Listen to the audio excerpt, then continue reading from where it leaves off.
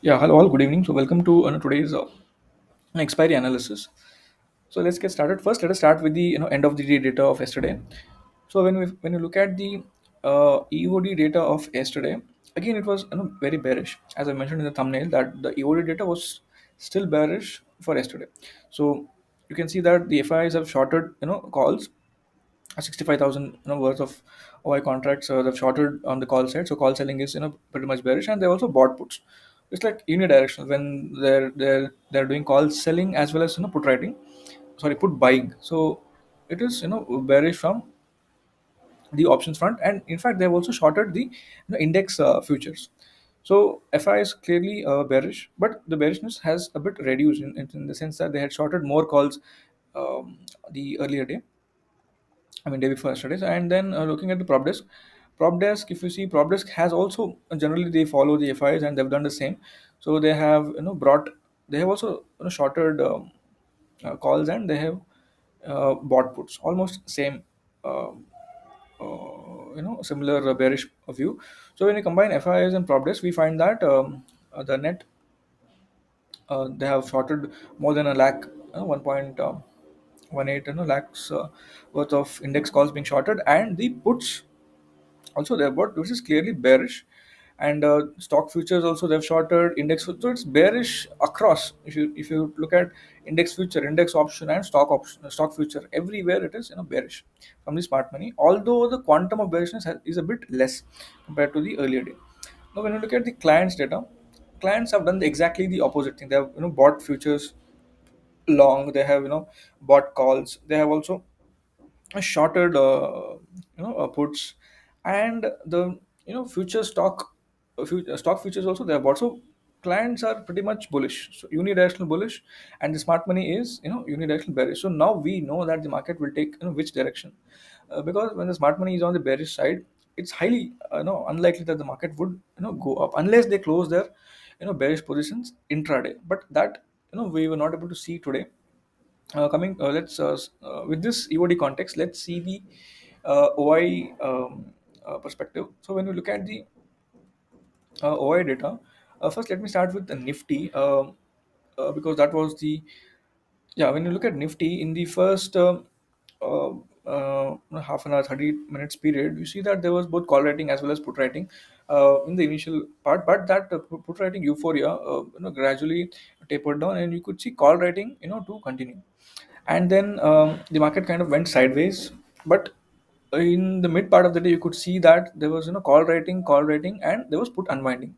So when you see such put unwinding prints consistently, and the call writing prints consistently, that gave way for the direction that the market is probably heading downwards. And lastly, because of expiry, there was closing of both calls and puts, whatever positions had happened, they had to close their contracts. So overall there was not much bullish thing from the OI data. OI data of intraday also continued to remain bearish, like the EOD data. So in that sense, EOD data was intraday data was a continuation of the EOD data, but Bank Nifty was a bit relatively, you can say, a bit stronger than Nifty, you could say, from that sense. So you can see that at least in Bank Nifty there was some put writing, but this put writing didn't give me any enthusiasm, because you could not see increasing intensity of put writing. When I say that this should increase, the intensity of the put writing should increase, or at least it should remain at the same level, but you could not see that. In fact, the intensity started to go down, and you could see call writing as well as put unwinding, just like Nifty. So, and you could see put unwinding also towards the fag end, and let me come to that part also later.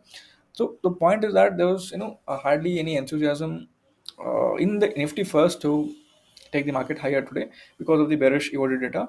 And interestingly, what happened today was the market opened gap up because of the global context. Yesterday, as you can see from the, let me open the charts. So yeah, first let me take anyone as a reference. So you can see that yesterday the context was the global markets. They rallied in anticipation of the debt ceiling negotiations to come to some conclusion today or tomorrow. We see that S&P 500 closed 1% up. So all the global indices we can see that the S&P, Nasdaq, and Dow Jones, they closed healthily above 1% yesterday. So this was the positive context due to which our market opened gap up. But this gap up, we knew that it will not sustain because of the bearish EOD positions. So when we look at Nifty, you could come to know with the order flow also that the Nifty's first candle, it went gap up, but it was not able to go up. You could see that the delta, although is very high, in the sense that it is around 100K. That's why I'm telling it's high. But this delta has some marginal loss, but it's not able to propel the price higher. So this is the context when the delta is high and it's not able to propel the price, on the upward direction.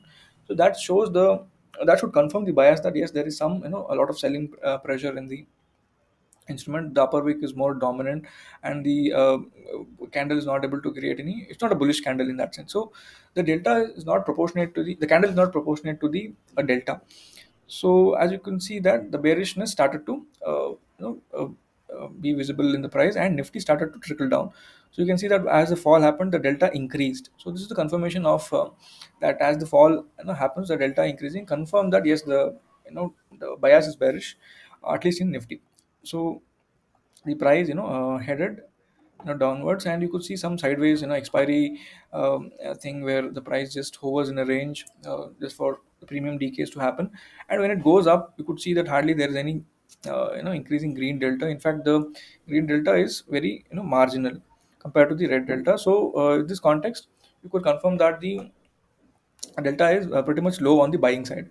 And then started the delta, as it goes down, started to increase again, and it sustains.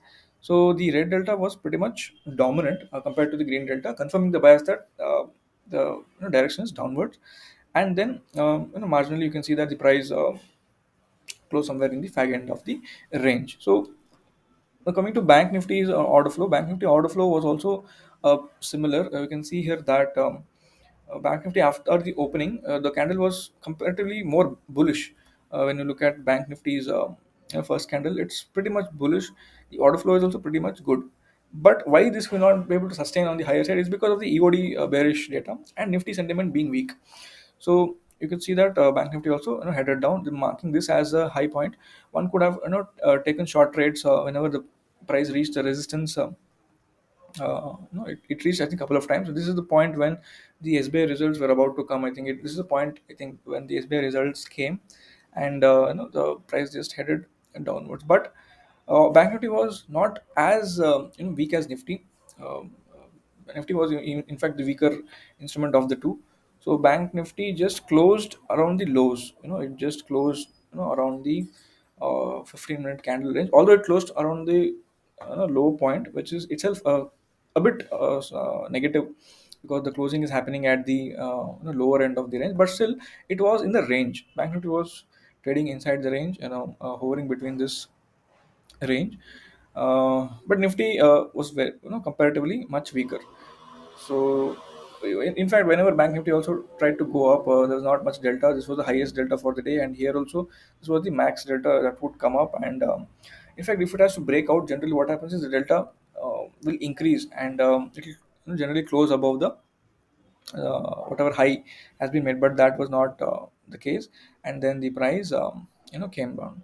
So overall, the point is when Nifty is weak, whatever strong instruments are there, they tend to underperform, which was visible today. And another context which I have discussed is the results of SBI and ITC, the two heavyweights. First, when you look at SBI's chart, so this is the SBI chart. SBI results came at around midday, that's around 1:15, and that was what led to further negative sentiment in both Bank Nifty and Nifty, because this is part of both. So SBI results created bit of negative sentiment, especially when it happens during an expiry day. It's very significant. And then also the ITC result. So ITC result, we could clearly see profit booking visible in the ITC result. So ITC also headed down. So since Nifty had both these constituents, ITC as well as SBI, so Nifty trickled down a bit more. So when you look at Nifty's chart, so I'll just discuss what I mentioned yesterday. So when we let me remove the price action of today. We discussed yesterday that from the price perspective, Nifty took support from around these zones, that is 786 level, for the entire swing, and it tried to bounce. So at least it's heading higher is what we discussed.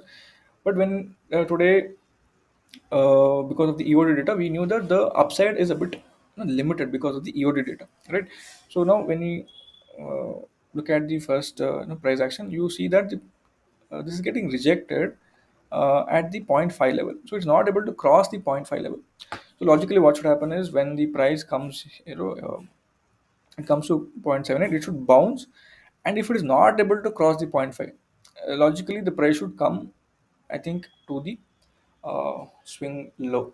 So this makes a case for a bit more bearishness in the market, according to what we are seeing for the past couple of days. Anyway, so let me complete this. So it broke the 0.68 level also, and it came back. uh, in fact, it went a bit low than yesterday's low, and it bounced.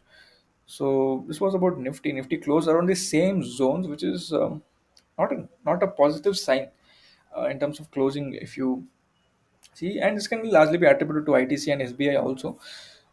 Coming to Bank Nifty, you can see that this is what we discussed yesterday. So let me remove the today's price action. Yeah, so we discussed yesterday that Bank Nifty, also like Nifty, gave a good retracement and took support at the 0.786 level, and it is kind of heading upwards. This is what we discussed. And if I play the price, yeah, Bank Nifty was a bit stronger, so it, bounced from the 0.38 to, I mean, 38% level, but it was not able to go back to this. So this is a concern area. When something bounces from 0.38 to, ideally it should reach the previous swing high, but that Bank Nifty was not able to do in the first candle. But anyway, post that, you could see that Bank Nifty tried to, but it was not able to. So when it creates a negative doji at the top, so this is also a sign of, reversal for this swing. So Bank Nifty, came plunging down because of SBI results also at that context. But the chart was pretty much clear that at least SBI, Bank Nifty has made a, technically it has made a, this is one high, and this is a lower high. If you see, Bank Nifty has made a lower high. So yeah, still, but Bank Nifty still is taking support at point 0.5 level, assuming it is strong because it is still at this level. But if it breaks this again, it should, head back to this, test this swing.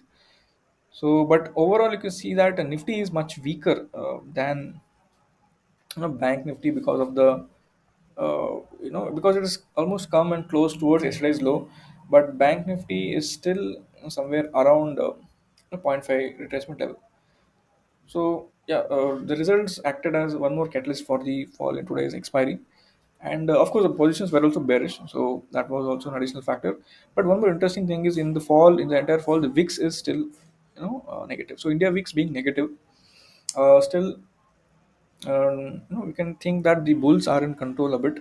But anyway, fingers crossed. So coming to the dollar, dollar actually created another negative sentiment today, because the dollar, in fact, was uptrending throughout the entire day. So if dollar is uptrending and sustaining above the overall retracement level, so this is negative for equities. We have discussed multiple times. So when dollar is going up, and in fact Nifty did the entire exact opposite. It was going down. So the intermarket analysis, I think, uh, from that context at least, um, Nifty was meant to be weaker. We can say in that way.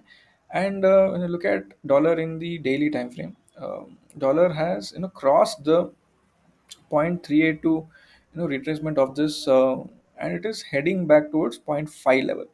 So it will be interesting to see what dollar does at, 103 level, because it's now most certain that it will reach here, and this also depends on the outcome of the debt ceiling talks, which are, going on. So that is one more big macro news which the markets are looking, waiting for. But yeah, this was about the dollar, and dollar going up is not a good sign. That's why we are in fact going down. So yeah, overall from the EOD context, we were bearish. From the order flow, we were not strong. We were bearish. Nifty was a bit more bearish. The macros also indicated that we were a bit bearish. So not reaching the previous swing high also technically as a price action indicated that we were making the lower high structure. In fact, Nifty the lower high is very clear now. So let us see how the UOD data pans out. And this expiry was a bit weaker when you look at the overall context. So hope this, and coming to the constituents of the index, we can see that there's no major one index which is in green. The IT, Infi, Infosys, ITC, TCS, Reliance, all are in red. So logically, Nifty should be in red. And then coming to the banking side, that's why banking was a bit stronger because it was ICICI Bank and Kotak Bank which was trying to hold Bank Nifty, but SBI results made the situation worse, and Bank Nifty gave a plunge. And Fin Nifty was a bit stronger because Bajaj Finance was trying to hold Fin Nifty. It was 1.1% up, and this was one of the strong heavyweights which was trying to hold. See, overall, a weak expiry, you can say. So let us look forward to, and today's euro data would not matter much from the index options perspective. So let us await for more data to develop and how the market reacts. Maybe tomorrow's intraday data can give further direction for the markets. So hope this analysis was helpful. Thank you.